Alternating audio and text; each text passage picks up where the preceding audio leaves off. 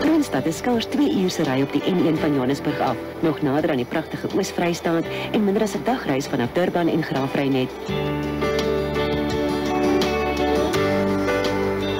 Dit is same met die plaaslike besienswaardighede soos die Boskoppie Leeuplaas, wat ook oor jagluiperds, Bengaalse tiere, rooi katte en nog meer beskik, maak van Kroonstad die ideale bestemming om jou reis vir 'n dag of 2 te onderbreek.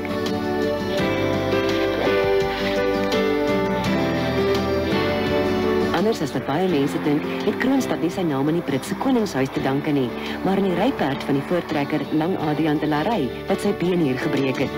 Uit 'n geskiedkundige oogpunt is daar baie te sien in Kroonstad, en op die kultuurhistoriese roete kan die volgende gesien word.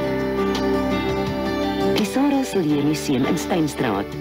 Die ryk en interessante geskiedenis van Kroonstad sedert sy stigting in 1855 word in die volwaardige temamuseum uitgebeeld.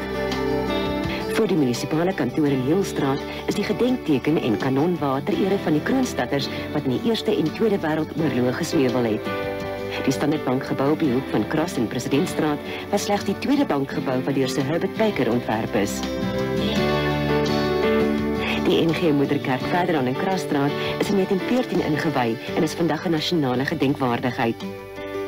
Voor die kerk is die Sarah Sillier standbeeld en ook die burgermonument ter ere van die lede van die Kroonstad Kommando wat in die Anglo-Boereoorlog gesneuwel het. Die Anglikaanse kerk op die hoek van Kerk en Oranjestraat is die enigste kerk in Suid-Afrika wat gebou is ter nagedagtenis van die boere en Engelse wat in die oorlog dood is.